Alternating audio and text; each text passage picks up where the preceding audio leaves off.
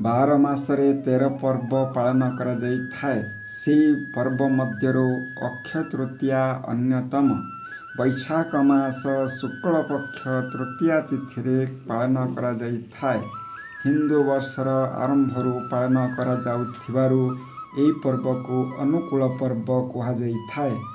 ଅକ୍ଷୟର ଅର୍ଥ ଯାହାର କ୍ଷୟ ନାହିଁ। ସେଥିପାଇଁ ଏହି ଦିନ ଯେକୌଣସି କାମ କଲେ ତା'ର ଫଳ କ୍ଷୟ ହୁଏ ନାହିଁ। ବାସ୍ତବରେ କହିବାକୁ ଗଲେ ଏହି ଦିନରୁ ହିଁ ଆଗାମୀ ବର୍ଷ ପାଇଁ କୃଷି କାର୍ଯ୍ୟର ଶୁଭାରମ୍ଭ ହୋଇଥାଏ। ବୈଶାଖ ମାସର ଏହି ଶୁଭ ତିଥିରେ ପ୍ରତ୍ୟେକ ଓଡ଼ିଆ ଚାଷୀ ସକାଳ ସକାଳ ସ୍ନାନ କର୍ମ ସାରି ନିଜର କ୍ଷେତକୁ ଯାଇଥାନ୍ତି। ସେଠାରେ ଧୂପ, ଦୀପ, ସିନ୍ଦୁର, ଚନ୍ଦନ ଏବଂ ଭୋଗ ମଧ୍ୟ ଅର୍ପଣ କରି ମାଟି ମା'ର ପୂଜା କରିଥାନ୍ତି ଏବଂ ପ୍ରଥମ ବିହନ ମଧ୍ୟ ବୁଣିଥାନ୍ତି, ଯାହା ଓଡ଼ିଶା ପ୍ରାନ୍ତ ମଧ୍ୟରେ ଅକ୍ଷିମୁଠି, ଅନୁକୂଳ ମୁଠି, ମୁଠି ଛୁଆଁ ଆଦି ନାମରେ ଲୋକପ୍ରିୟ। ପୁରାଣରେ କୁହାଯାଇଛି ଯେ ଏହି ଦିନଠାରୁ ସତ୍ୟଯୁଗର ଆରମ୍ଭ ହୋଇଥିଲା। ବୈଶାଖର ଏହି ପବିତ୍ର ଦିନ ସହ ବିଶ୍ୱ ନିୟନ୍ତା ପ୍ରଭୁ ଶ୍ରୀ ଜଗନ୍ନାଥଙ୍କର ମଧ୍ୟ ଘନିଷ୍ଠ ସମ୍ପର୍କ ରହିଛି। ଅକ୍ଷୟ ତୃତୀୟା ଏହି ଶୁଭ ଲଗ୍ନରେ ମହାପ୍ରଭୁ କାଳିଆ ଠାକୁରଙ୍କର ରଥ ନିର୍ମାଣ କାର୍ଯ୍ୟ ଆରମ୍ଭ ହୋଇଥିଲା।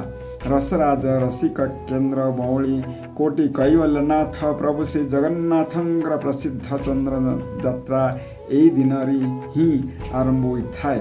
ପାରମ୍ପରିକ ଭାବରେ ଏହି ଯାତ୍ରା ବାହାର ଚନ୍ଦନ 21 ଓ ଭିତର ଚନ୍ଦନ 21 ଏପରି 42 ଦିନ ଧରି ଅନୁଷ୍ଠିତ ହୋଇଥାଏ। ଏହି ଦିନ ସକାଳ ଧୂପ ପରେ ମହାପ୍ରଭୁଙ୍କର ଚନ୍ଦନ ଯାତ୍ରା ଆରମ୍ଭ ହୁଏ।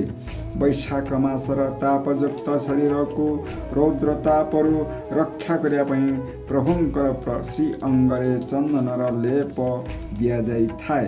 ଚନ୍ଦନର ଲେପ ସରିଗଲା ପରେ 21 ଦିନ ବାହାର ଚନ୍ଦନ ଯାତ୍ରାରେ ଭଗବାନ ମଣି ବିମାନରେ ନରେନ୍ଦ୍ର ପୋଖରୀକୁ ଯାତ୍ରା କରିଥାନ୍ତି।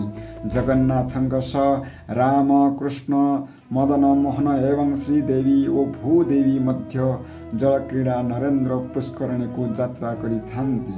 ତେଣୁ ଏହି ପୁଷ୍କରିଣୀକୁ ଚନ୍ଦନ ସରୋବର ମଧ୍ୟ କୁହାଯାଇଥାଏ। ଶ୍ରୀ ଜଗନ୍ନାଥଙ୍କର ଏହି ମାସକୁ ମଧୁସୂଦନ ମାସ ମଧ୍ୟ କୁହାଯାଇଥାଏ।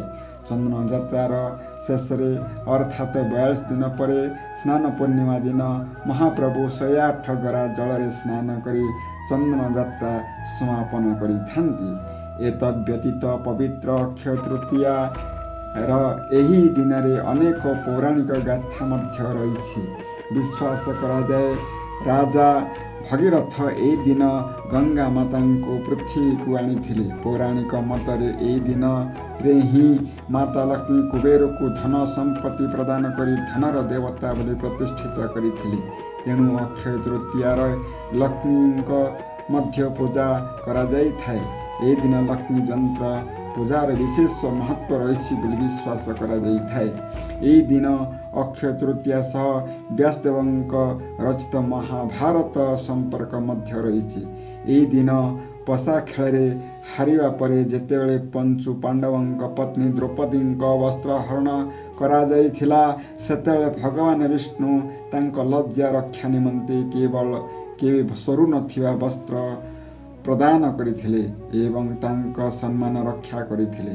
ଧାର୍ମିକ ମାନ୍ୟତା ଅନୁସାରେ ଏହି ଦିନ ଧନଧାନ୍ୟ ବସ୍ତ୍ର ଦାନ କଲେ ପୁଣ୍ୟ ମିଳିଥାଏ ବୋଲି ବିଶ୍ୱାସ କରାଯାଇଥାଏ। ଯାହାକି ଇନ୍ଦ୍ରାଣୀ ଅକ୍ଷୟ ତୃତୀୟା ବ୍ରତ କରି ପୁତ୍ର ସନ୍ତାନ ପ୍ରାପ୍ତ କରିଥିଲେ ଏବଂ ତାଙ୍କ ପୁତ୍ରଙ୍କ ନାମ ଜୟନ୍ତ ରଖାଯାଇଥିଲା। ସଂସାରରୁ କ୍ଷତ୍ରିୟମାନଙ୍କୁ ଲୋପ କରିବା ପାଇଁ ପଣ କରିଥିବା ବ୍ରାହ୍ମଣ ତଥା ଭଗବାନ ବିଷ୍ଣୁଙ୍କର ଷଷ୍ଠ ଅବତାର ପରଶୁରାମଙ୍କର ଜନ୍ମ ମଧ୍ୟ ଏହି ତିଥିରେ ହୋଇଥିଲା।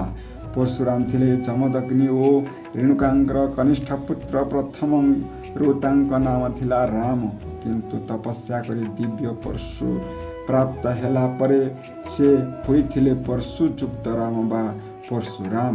ସେ ହେଲେ ପୁରାଣ ପ୍ରସିଦ୍ଧ ସପ୍ତ ଚିରଞ୍ଜୀବୀଙ୍କ ମଧ୍ୟରୁ ଜଣେ।